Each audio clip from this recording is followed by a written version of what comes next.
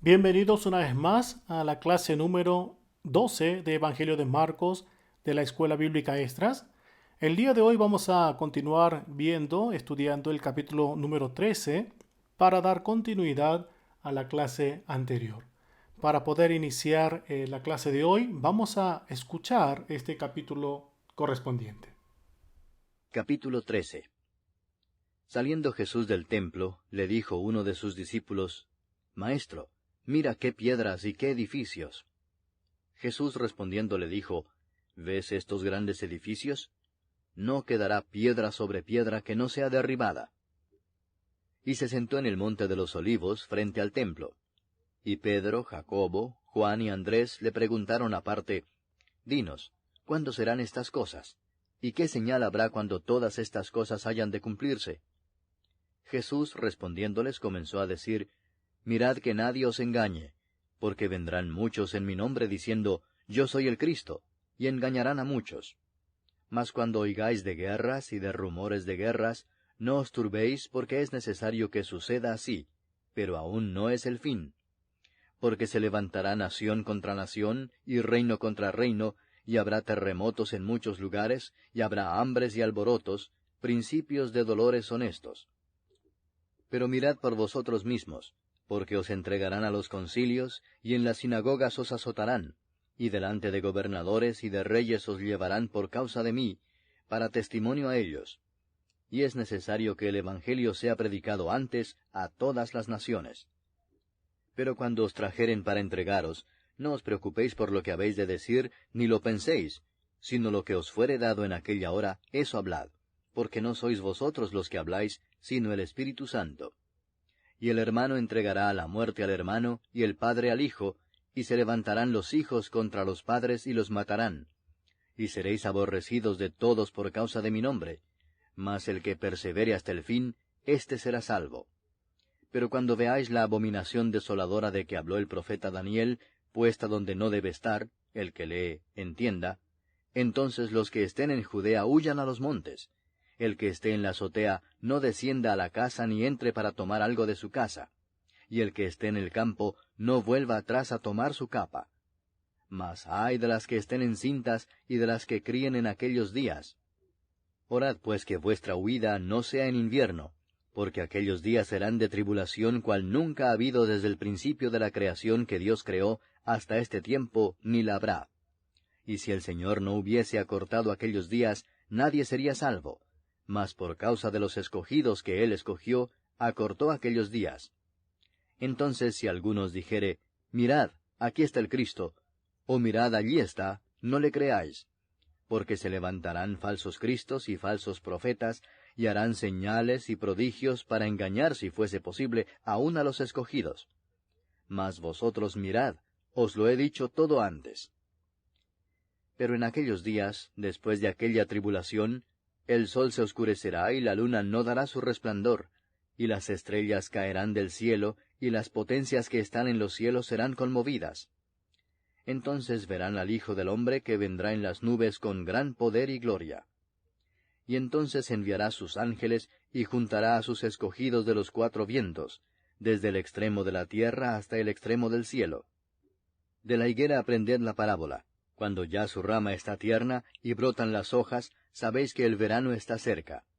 Así también vosotros, cuando veáis que suceden estas cosas, conoced que está cerca, a las puertas. De cierto os digo que no pasará esta generación hasta que todo esto acontezca. El cielo y la tierra pasarán, pero mis palabras no pasarán. Pero de aquel día y de la hora nadie sabe, ni aun los ángeles que están en el cielo, ni el Hijo, sino el Padre. Mirad, velad y orad, porque no sabéis cuándo será el tiempo. Es como el hombre que yéndose lejos dejó su casa, y dio autoridad a sus siervos, y a cada uno su obra, y al portero mandó que velase. Velad pues, porque no sabéis cuándo vendrá el Señor de la casa, si al anochecer, o a la medianoche, o al canto del gallo, o a la mañana, para que cuando venga de repente, no os halle durmiendo. Y lo que a vosotros digo, a todos lo digo. Velad. Bien, así como mencionamos, este Evangelio de Marcos se divide en 3 libros y en este capítulo 13 estamos viendo lo que es el tercer libro y el segundo capítulo de este segundo libro, donde vamos a ver acerca del destino del templo de Jerusalén y el tema del día, de aquel día. En el primer capítulo nosotros vimos el capítulo 11 y 12 de este Evangelio y ahí podíamos ver la historia de Jesús, las obras de Jesús, los milagros de Jesús y cómo los líderes religiosos políticos de Israel, de los judíos, se acercaban a Jesús con las preguntas para hacerle caer. Una de las características era que el escenario principal era el templo de Jerusalén y el mensaje estaba dirigido primeramente a los líderes que junto a su manera de gobernar iban a ser justificados. En este segundo capítulo, que corresponde el capítulo 13, vamos a iniciar la historia Jesús saliéndose del templo mismo. Comienza en los 2 primeros versos cómo este templo va a ser destruido y a través de estos primeros 2 versos nos hace recordar o nos hace ver que está relacionado de una manera muy directa con la historia del primer capítulo de este tercer libro de este Evangelio de Marcos. A pesar de que si nosotros estamos viendo y estudiando este Evangelio de una manera corrida en el contexto como una historia, no es muy complicado la interpretación de este capítulo 13. Es verdad que este capítulo 13 muchas veces es tomado por los estudiosos de la Biblia como un pasaje complicado de entender. Por eso, para nosotros iniciar esta historia, este capítulo 13, tenemos que responder algunas preguntas para ver desde qué perspectiva vamos a interpretar y vamos a entender estos versículos. Hay 7 preguntas, como les mencionaba, que hay que contestar para definir nuestra postura de interpretación. La primera pregunta es, de acuerdo al versículo 4, la pregunta de los discípulos relaciona la destrucción del templo con la segunda venida de Jesús. Esto se entiende mucho mejor cuando nosotros comparamos con el capítulo 24 del Evangelio de Mateo. La segunda pregunta es, las señales mencionadas en este capítulo, especialmente en el versículo 14 y en el versículo 29, ¿tienen relación con la segunda venida de Jesús?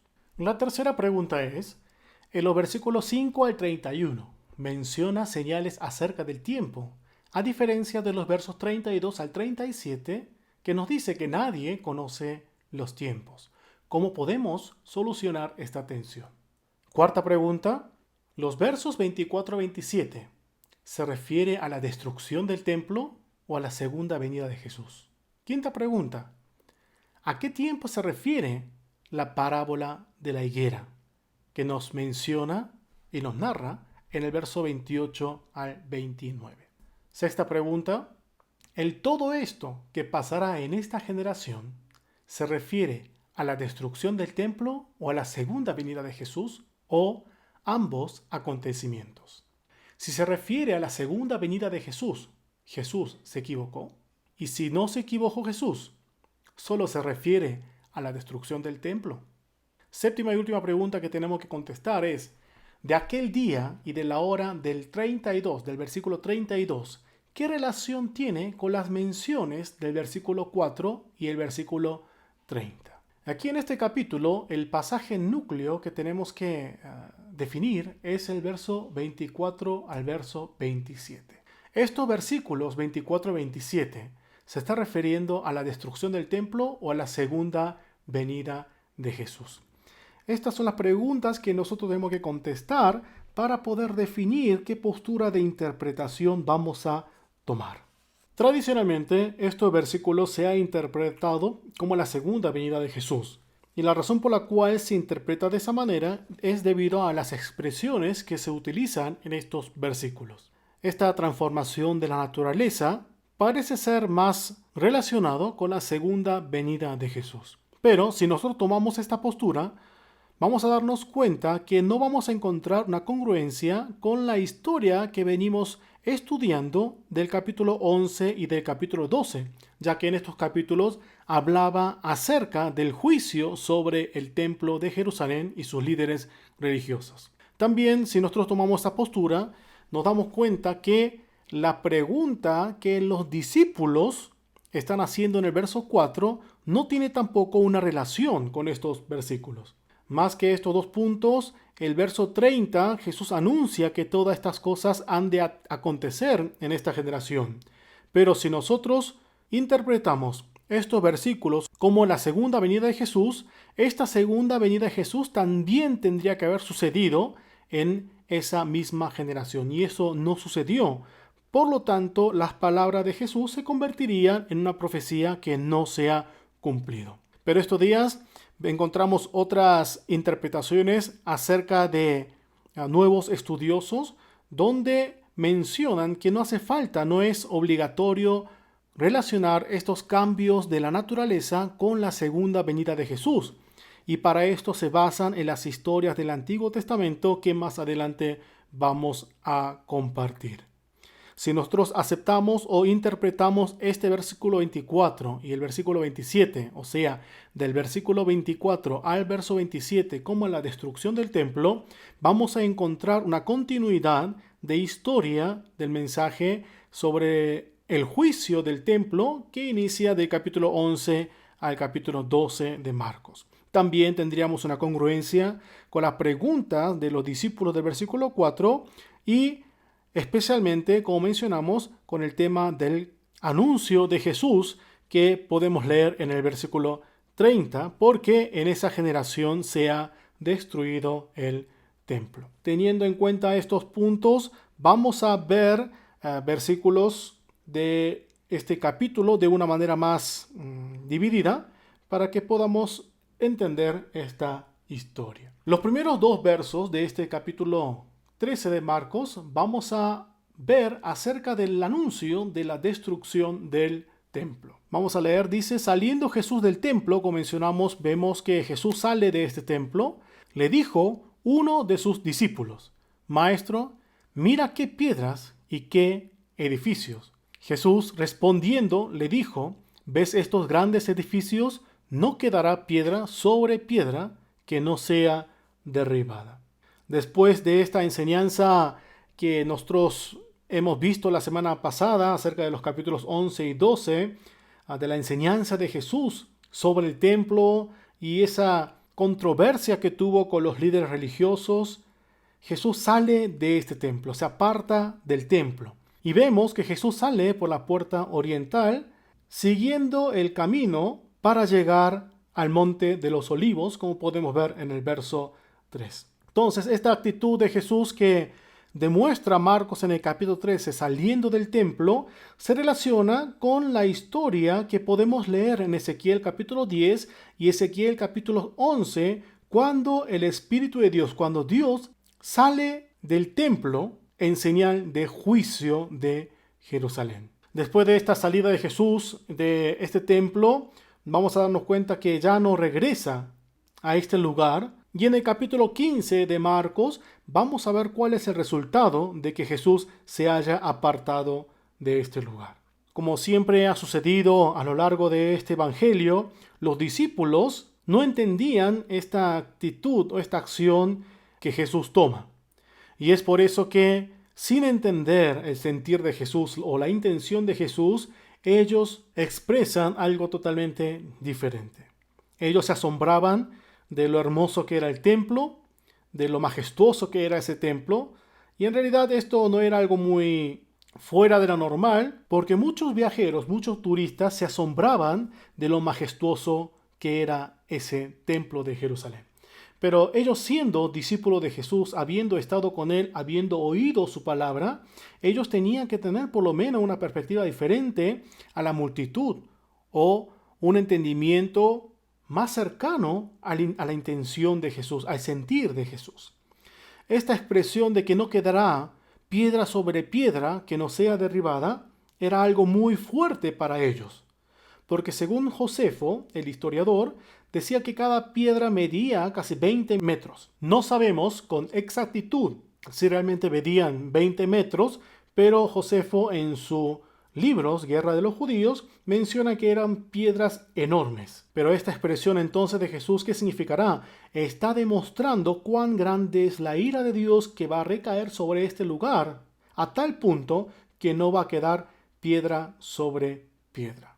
En realidad, en el Antiguo Testamento, también cuando Dios va a juzgar al templo de Jerusalén o a Israel, expresa de esta manera. Y así como Dios la ha hecho en el Antiguo Testamento con el primer templo de Jerusalén, ahora Jesús va a anunciar el juicio sobre este segundo templo de Jerusalén con estas expresiones. Y esto se convierte en realidad en el año 70 con la invasión del ejército romano. Después de este anuncio del juicio sobre Israel, vemos cómo los discípulos se acercan para preguntarle a Jesús en los siguientes 2 versículos. Dice la palabra: se sentó en el monte de los olivos frente al templo, y Pedro, Jacobo, Juan y Andrés le preguntaron aparte: dinos, ¿cuándo serán estas cosas? ¿Y qué señal habrá cuando todas estas cosas hayan de cumplirse? A pesar de que la palabra de Jesús acerca de este juicio fue a todos los discípulos, se apartan estos 4 discípulos para tener un tiempo a solas con Jesús. Y esta mención que nosotros vemos en el verso 3 acerca de los montes de olivo, como hemos mencionado hace un momento la historia de Ezequiel, si nosotros buscamos Ezequiel capítulo 11, verso 23, vemos que Dios también se aparta para morar en el monte que estaba al frente. Vamos a prestar atención una vez más entonces a la pregunta de los discípulos. Tenemos que ver que están preguntando acerca de 2 cosas. La primera cosa es: ¿cuándo va a suceder todas estas cosas? Y la segunda pregunta es: ¿qué señales habrá cuando hayan de cumplirse estas cosas? Entonces, viendo esto verso 3 y el versículo 4, no es difícil de entender que la pregunta que los discípulos están haciendo se refiere en relación a lo que estuvimos viendo en el capítulo 11 y 12 y estos 2 primeros versículos del capítulo 13, refiriéndose al juicio sobre este templo. Habiendo escuchado esta pregunta Jesús a lo largo del capítulo 13, vamos a ver cómo va desarrollando este tema para contestar la pregunta de los discípulos. El tercer grupo de versículos que podemos encontrar es verso 5 al verso 8, donde Jesús advierte a los discípulos a la falsa expectativa que puede provocar algunas señales. Dice la Biblia de la siguiente manera: Jesús, respondiéndoles, comenzó a decir: mirad que nadie os engañe, porque vendrán muchos en mi nombre diciendo: yo soy el Cristo, y engañarán a muchos. Mas cuando oigáis de guerras y de rumores de guerras, no os turbéis, porque es necesario que suceda así, pero aún no es el fin.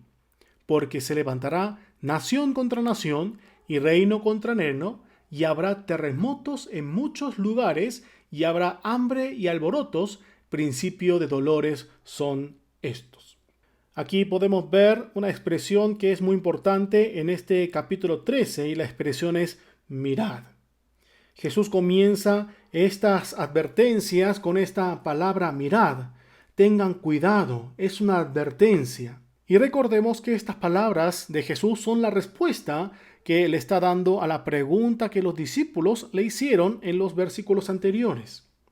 Y esta expresión mirad que nosotros vemos en este versículo 5, vamos a volver a verlo en el versículo 9 y también en el versículo 23. Jesús advierte diciéndole a los discípulos que antes de esta destrucción del templo va a haber diferentes tipos de caos político, religioso, a tal punto que van a surgir falsos profetas. Pero le dice que no sean engañados. En realidad, lo que nosotros vemos aquí en el verso 5 al verso 8 son situaciones que han acontecido antes de esta destrucción del templo en el año 70, en Palestina y las regiones de alrededor. Por ejemplo, antes del año 66, antes que la guerra de los judíos iniciara, ya llevaban décadas que habían surgido personajes que ellos decían ser el Cristo, o sea, falsos cristos. Eran engañadores. Y para poder mencionar uno de ellos sería Teudas, y también habían los hijos de Judas de Galilea, que estos nombres quizás no son muy familiares a nosotros, pero si nosotros leemos a los historiadores famosos como Josefo, que ya hemos mencionado, ellos en el libro de la guerra de los judíos menciona cómo estos falsos cristos engañadores obraban para buscar un provecho propio. Ellos eran los engañadores que quizás estamos leyendo aquí en este versículo. En el versículo 7 y en el versículo 8 vemos que en la Biblia nos habla acerca de un caos político social. Esto tiene relación con las guerras de Roma-Partia, por ejemplo, en los años 36. Luego también hubo otra guerra en el año 36 al 37 entre el rey Antipas contra el rey Aretas de los nabateos, que por ejemplo en este caso, con la ayuda del pueblo, el rey Aretas obtiene victoria sobre el rey Antipas. En relación a lo que podemos ver en el verso 8, por ejemplo, podemos mencionar los terremotos que hubieron en ese tiempo. Terremotos famosos como el terremoto de Jerusalén en el año 67, en el terremoto de Filipo, que podemos leer en el capítulo 16, verso 26 del libro de Hechos. También había un gran terremoto de Asia Menor en el año 61. También en febrero del año 62 hubo un gran terremoto en Pompeya. Todos estos también se relacionan con el caos que podemos leer en nuestros versículos. No solamente terremotos, sino también hubo una gran sequía, donde es narrado en Hechos capítulo 11, verso 28, mientras el emperador Claudio estaba en el gobierno. Todos estos factores que traían un caos religioso, social y político, podía a los discípulos engañar, pero ellos tenían que estar atentos para no ser engañados, porque todo esto no era señal de la destrucción de este templo. ¿Por qué no podían ser señales? Porque estas cosas sucedían repetidas veces, lo que hacía que no se pueda dar una certeza de un tiempo. Pero sin embargo, como se lee en el versículo 7, son cosas que obligatoriamente han de acontecer antes de esta destrucción del templo. Y por esta razón, en el versículo 8 vemos que Jesús menciona todos estos puntos, todos estos factores como los principios de dolores. Y es por eso entonces los discípulos, viendo y experimentando y viviendo todas estas circunstancias que se le van a acercar, no tendrían que exaltarse, sino estar atentos al tiempo que Jesús le va a anunciar. Estamos hablando mucho acerca de Josefo, hermanos. Si ustedes ya tienen el material, pueden dar una leída. Es un libro largo, es un libro grueso, pero nos habla acerca de estas historias que han sucedido, pero la Biblia no lo menciona con detalles. Después de que Jesús anuncia acerca de ese cuidado que los discípulos tienen que tener, continúa hablando acerca de la persecución que ellos van a vivir en medio de ese caos, esos momentos de descontrol. Esto lo hace a lo largo del verso 9 hasta el verso 13, que otra vez comienza con la palabra mirad, pero mirad por vosotros mismos, porque os entregarán a los concilios y a las sinagogas y os azotarán, y de delante de gobernadores y de reyes os llevarán por causa de mí para testimonio a ellos. Y es necesario que el evangelio sea predicado antes a todas las naciones. Pero cuando os trajeren para entregarlos, no os preocupéis por lo que habéis de decir, ni lo penséis, sino lo que os fuere dado por aquella hora, eso hablad. Porque no sois vosotros lo que habláis, sino el Espíritu Santo. Y el hermano entregará a la muerte al hermano, y el padre al hijo, y se levantarán los hijos contra los padres y los matarán. Y seréis aborrecidos de todos por causa de mi nombre, mas el que persevere hasta el fin, éste será salvo. Jesús, después entonces de hablar acerca de esa situación que va a suceder antes de la caída del templo, dice que los discípulos van a vivir una persecución muy fuerte. Ellos en medio de ese caos no van a vivir la vida de un espectador, sino que en medio de esa situación ellos tienen que anunciar el Evangelio y a causa de ese Evangelio, a causa de Jesús, van a vivir esa persecución. La esperanza que los discípulos han de tener en medio de esa situación no es pedir para que todo eso pronto acabe, sino permanecer hasta el final. Ellos tenían que superar, permanecer hasta el final. ¿Por qué? Solamente al que permanece hasta el fin, persevere hasta el fin, ese va a ser salvo. Como mencionamos, el verso 9 comienza otra vez con la palabra mirad, pero aquí agrega por vosotros mismos. Si recordamos lo que acabamos de leer en estos versículos, la persecución que ellos van a vivir se puede dividir en tres tipos diferentes. La primera, así como a Jesús le había sucedido, ellos iban a ser entregados en las manos de los enemigos. Aquí en el verso 9 dice que van a ser entregados a los concilios y en las sinagogas. Y no solamente que iban a ser entregados, sino que la segunda persecución va a ser que ellos van a ser azotados. Y por último, por esa misma situación, van a ser puestos delante de gobernadores y de reyes, y en ese lugar ellos iban a ser testimonio del Evangelio, testimonio de Jesús. Como vemos en estos puntos que hemos mencionado, la persecución de los discípulos está directamente relacionado con el anuncio del Evangelio.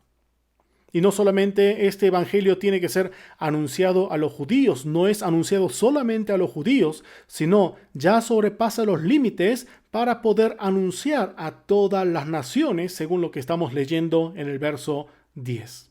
Esto mismo había realizado Jesús, porque Jesús había ido más allá del límite de los judíos para iniciar él con el anuncio de las buenas nuevas a los gentiles que necesitaban oír de esta misma palabra. Pero aún estos puntos que leemos en esta segunda parte no puede ser una señal específica del tiempo de la caída, porque la expresión todas las naciones no es fácil de definir. Que todas las naciones hayan oído el Evangelio o que el Evangelio haya sido proclamado a todas las naciones es muy difícil de definir. Todos estos puntos que nosotros hemos leído entonces en este punto de la persecución que van a vivir los discípulos del verso 9 al 13, vemos que se cumple mucho a lo largo del libro de Hechos. Por ejemplo, en la vida de Pablo, Pablo mismo menciona que él ha perseguido y él ha sido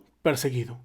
También vemos a Pedro delante de concilio anunciando de una manera muy valiente el evangelio de Cristo. Un punto temeroso o temible es que ellos no van a ser perseguidos por extraños, sino, según lo que hemos leído, por los familiares mismos. Y esto no va a ser solamente un odio ligero, sino que van a entregarse mutuamente a la muerte. Históricamente esto sucede en el año 64, cuando el emperador Nerón estaba gobernando, donde muchos cristianos han perdido su vida por la denuncia de sus propios familiares. Pero la palabra termina diciendo que aún en medio de todas estas circunstancias, ellos tenían que perseverar hasta el fin para poder ser salvos.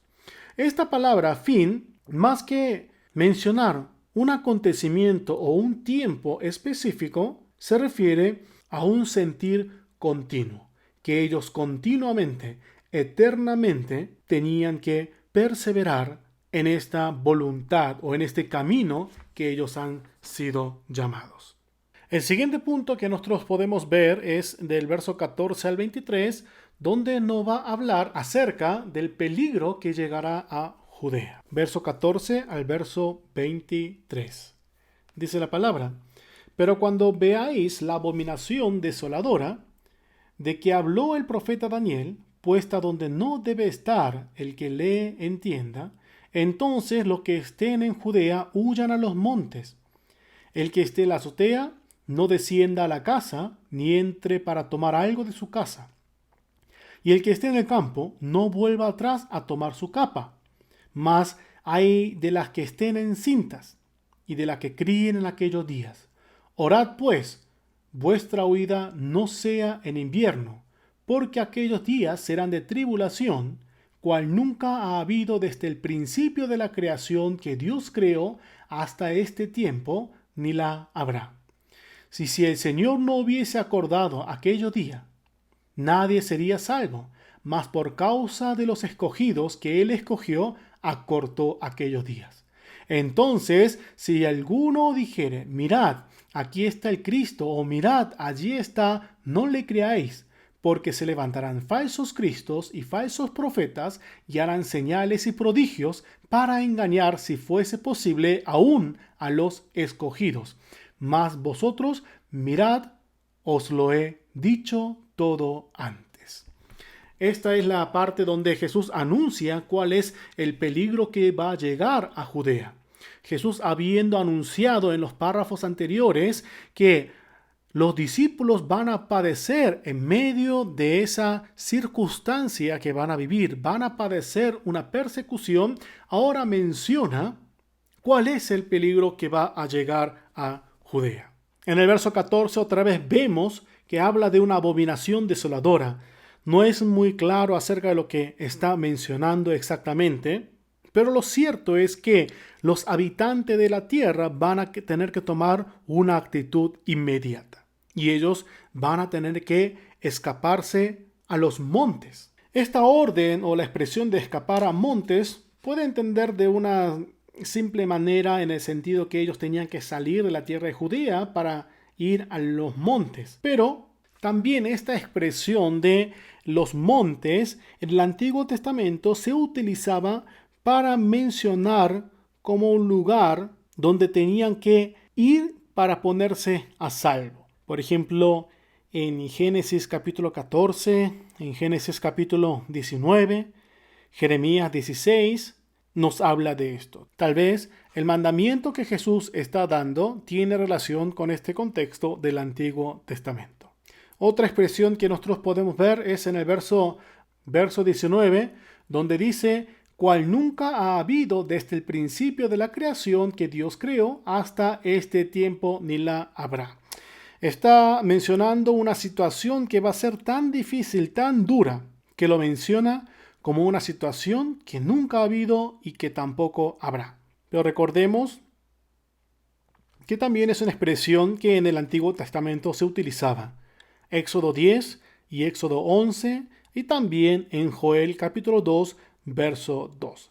Sin embargo, según los escritos de Josefo, nos podemos imaginar que la situación que está viviendo Jerusalén sitiado era una situación inimaginable. Y esta expresión, entonces, no es tampoco una exageración. Pero un punto que podemos prestar atención aquí es que si nosotros ya hemos visto acerca de la aparición de los falsos profetas y falsos maestros en el verso 5 y en el verso 6, otra vez estos falsos profetas y falsos maestros es mencionado en el versículo 21 y versículo 22. Entonces, yo creo que lo que Marcos está tratando de enfatizar acerca de la palabra de Jesús es más que las circunstancias políticas o las circunstancias sociales o de la naturaleza misma. El gran peligro, el mayor peligro va a ser este surgimiento de los falsos maestros que van a tratar de guiar a este pueblo a un camino erróneo. Pero es sorprendente que estos falsos profetas y falsos maestros van a obrar con poder, porque ellos harán señales y prodigios según el verso 22. Pero ¿cuál es la finalidad? Para engañar, si fuese posible, aún a los escogidos. Esto también lo podemos ver en el pasaje que es paralelo en Mateo capítulo 24, y es una historia que nosotros también podemos ver en el Antiguo Testamento, cuando el pueblo estaba entrando a la tierra de Canaán, donde iban a levantarse profetas, hombres que ven visiones, y lo que ellos profetizaban se iban a cumplir. Dios iba a permitir esto en esa ocasión para ver si realmente el pueblo amaba a Dios.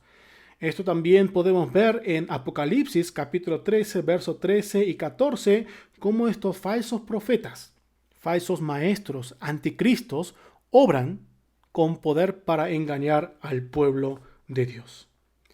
Finalmente, el verso 23 termina con la palabra mirad, así como empezó en el verso 5, para llamar la atención de los discípulos para que ellos estén despiertos y estén sensibles para poder ver ese tiempo que se está acercando. Las palabras que Jesús está enseñando a los discípulos, entonces no es para que ellos tengan solamente información, sino para que habiendo tenido esta información, ellos puedan estar preparados para ese peligro que era inminente y se venía acercando. En los siguientes versículos, que es del versículo 24 al verso 27, vamos a ver acerca del Hijo del Hombre vendrá en las nubes.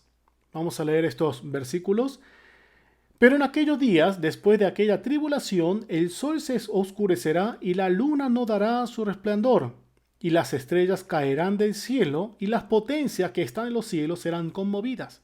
Entonces verán al Hijo del Hombre, que vendrá en las nubes con gran poder y gloria.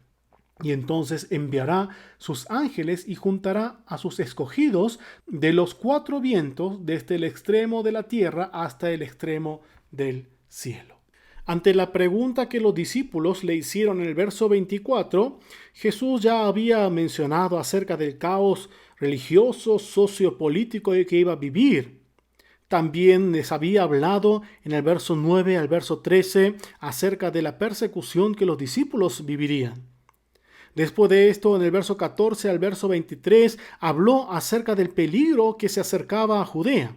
Estos peligros que eran inminentes antes de ese acontecimiento. Ahora, ¿qué es lo que falta entonces? Mencionar acerca de ese acontecimiento mismo.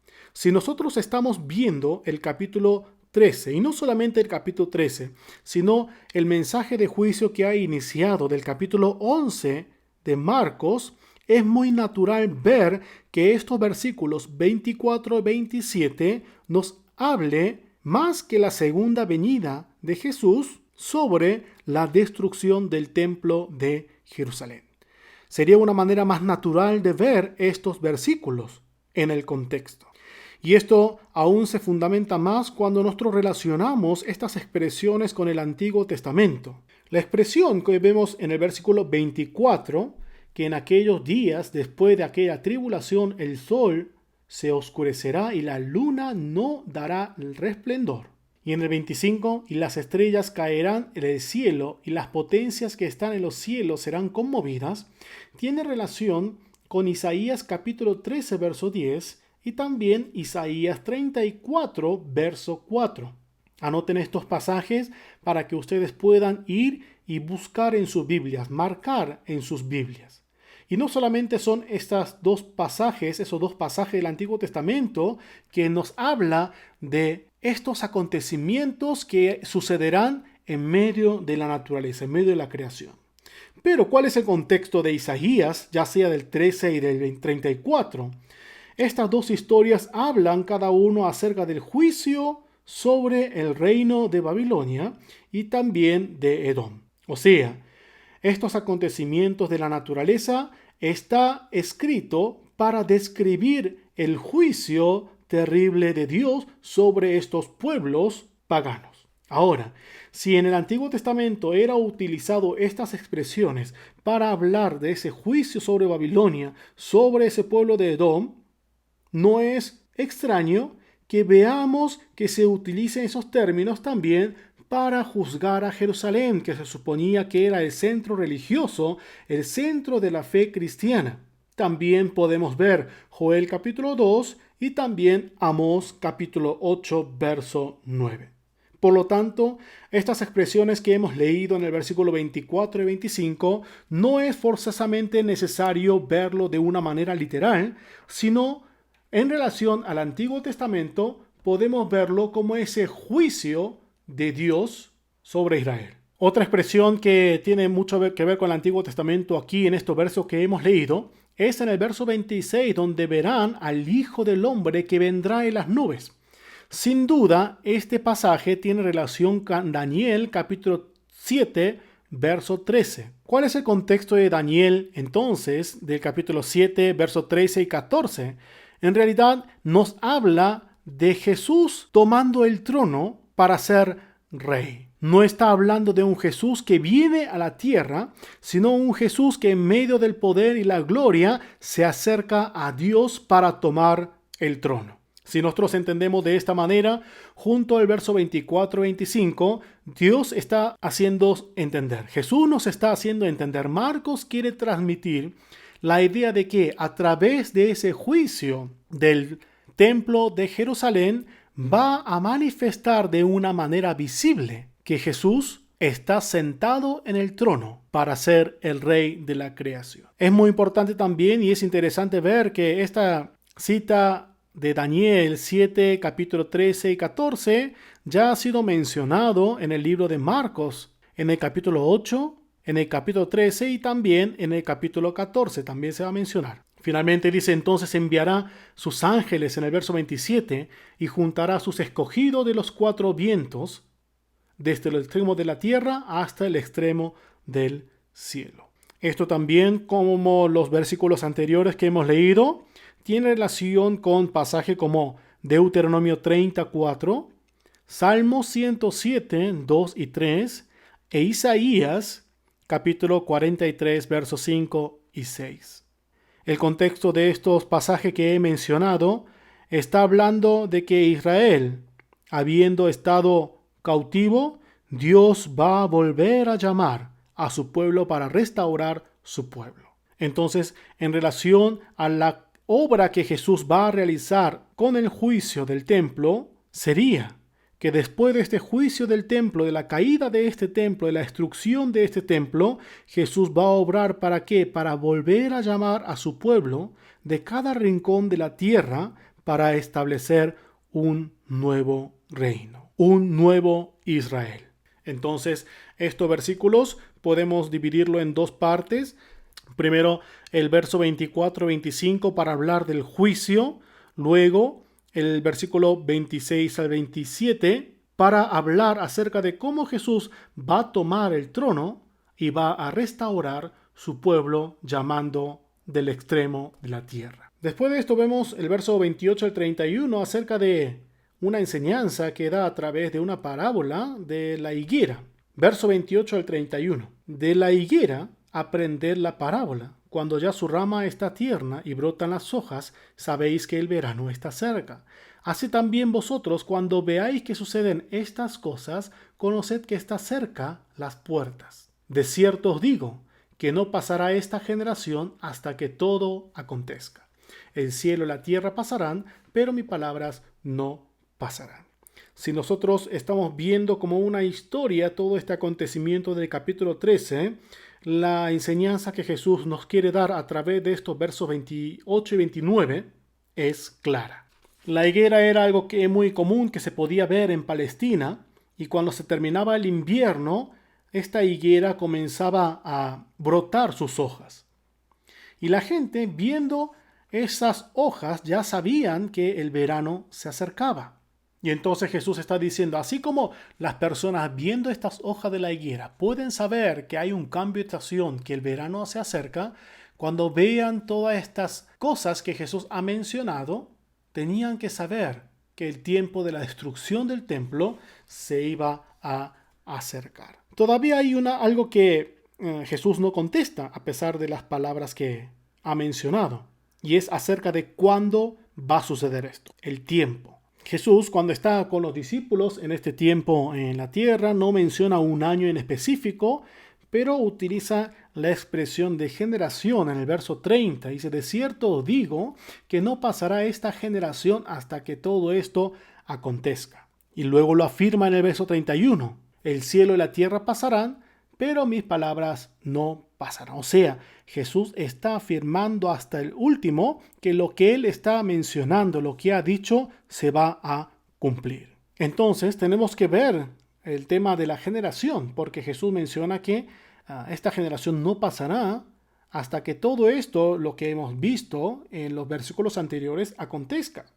Si nosotros buscamos los diccionarios más estándares de la lengua griega y también de los comentarios de muchos teólogos estudiosos, nos damos cuenta que esta generación, que tiene que ver con la palabra genea del griego, habla acerca de las personas del mismo tiempo. Generalmente se habla de unos 40 años. Entonces, la palabra de Jesús o la respuesta de Jesús a la pregunta de los discípulos que han hecho en el versículo 4, cuando dice, ¿cuándo serán estas cosas?, es clara. Está diciendo que dentro de esa generación va a suceder ese juicio que ha anunciado desde el capítulo 11 y el capítulo 12. Si nosotros entonces interpretamos el verso 24 al verso 27, no como la segunda venida de Jesús, sino como la caída o la destrucción de este templo de Jerusalén que sucede en el año 70, todo este capítulo es posible de entender de una manera muy natural. Por último, nos falta ver el versículo 32 al verso 37, donde ahora nos habla acerca de aquel día, el día y la hora que no es anunciada. Dice en el verso 32 lo siguiente: pero de aquel día y de la hora nadie sabe, ni aun los ángeles que están en el cielo, ni el Hijo, sino el Padre. Mirad, velad y orad, porque no sabéis cuándo será el tiempo. Es como el hombre que, yéndose lejos, dejó su casa y dio autoridad a sus siervos y cada uno su obra. Y al portero mandó que velase. Velad porque no sabéis cuándo vendrá el Señor de la casa, si al anochecer o a la medianoche o el canto del gallo o a la mañana, para que cuando venga de repente no os halle durmiendo. Y lo que a vosotros digo, a todo lo digo, velad. Este versículo 32 comienza con la palabra pero. Y esta palabra nos da a entender dos puntos. Este pero nos está hablando de un tema nuevo. No solamente es en este caso del verso 32 de este capítulo 13 de Marcos, sino es una expresión que es utilizada con la intención de dar un cambio de mensaje. Como ejemplos podemos mencionar Hechos capítulo 21, 25, Primera de Corintios capítulo 7, verso 1, capítulo 8, 1, capítulo 12, 1, capítulo 16, 1, y podemos mencionar varios más. Otro punto que nos hace entender esta palabra pero es en relación a la expresión aquel día y de la hora, porque esto es algo que es nuevo en este capítulo 13. Y en relación al primer punto que hemos mencionado, nos está hablando que este día que menciona en el versículo 32 y la hora es algo diferente al tema que hemos estado mencionando hasta el verso 31. Si nosotros hacemos una diferencia entonces con el acontecimiento anterior, o sea, la caída del templo, hay diferencias, como cuáles. Por ejemplo, en el versículo 14, nosotros habíamos dicho que había señales. En el verso 30 se había mencionado acerca de un tiempo, pero sin embargo, para este día no hay ningún tipo de pistas que se pueda saber. Y es por eso que es natural ver que la pregunta que ha iniciado del verso 4 con la pregunta de los discípulos termina en el verso 31 y luego en el verso 32 comienza con un nuevo tema acerca de aquel día y de la hora. Con lo que acabo de leer, entonces, ese día y la hora, ¿con qué tiene relación? Si seguimos leyendo en el verso 34, el verso 36, tiene relación con el regreso del dueño de la casa. Ese hombre que había ido lejos, pero ya estaba de regreso. Si esto lo leemos en relación a Mateo capítulo 24, 36, a Mateo 25, verso 46, es más claro que está refiriéndose ahora sí a la segunda venida de Jesús. También esto se puede sustentar con la expresión de aquel día, que generalmente en los evangelios es utilizado para hablar de la segunda venida de Jesús. Mateo capítulo 7, verso 22, Lucas 10, 12, Corintios 3, segunda de Timoteo capítulo 1, son pasajes como ejemplo que podemos mencionar acerca del tema de aquel día. Viendo, como mencionamos con el paralelo del Evangelio de Mateo, para Jesús esta destrucción del templo tiene una relación con la segunda venida. Esto no lo podemos negar, pero también aclara en estos mismos pasajes que hay una clara diferencia. Habiendo dado estos mensajes a los discípulos, el La exhortación del verso 35 es clara. Es estar despierto, estar velando. Dice velad. Una cosa que menciona es acerca de que el señor de la casa puede venir al anochecer, a la medianoche, o al canto del gallo, o a la mañana. En la sociedad antigua era común que los viajeros hagan su travesía por la tarde. Entonces, ¿qué significa que este señor de la casa, el dueño de la casa, regrese por la noche? Esto significa que nadie puede predecir el tiempo de la llegada. Por lo tanto, el mensaje de Jesús es acerca de estar preparados, velando para la venida, ese regreso del amo. Jesús no está diciéndole a los discípulos que ellos tienen que orar para saber el tiempo, sino estar velando en todo tiempo.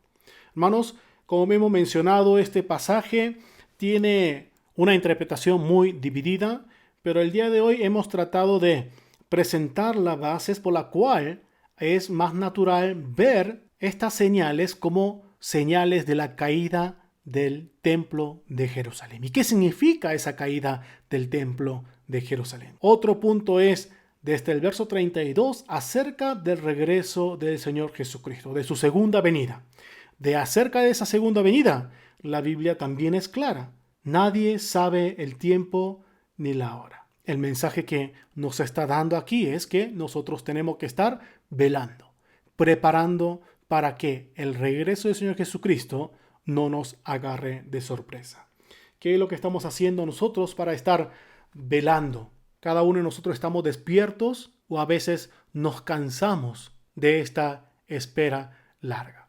Vamos a vivir una semana más, hermanos, entonces, pidiéndole al Señor que Él nos dé las fortalezas para que podamos estar despiertos esperando aquel día. También escuchando la palabra de Dios para fortalecernos, para que podamos perseverar hasta el final. Ya nos falta muy poquito para terminar esta clase de Marcos. Solamente nos falta 3 clases, el clase del capítulo 14, 15 y 16. Espero que sigamos con las lecturas de los materiales y de las tareas para que aprovechemos este semestre, a pesar de que tenemos una nueva modalidad y a veces nos cuesta acostumbrarnos a cosas nuevas. Con esto terminamos y deseándoles una feliz semana, una semana llena de bendición. Nos vemos la siguiente clase. Que Dios le bendiga.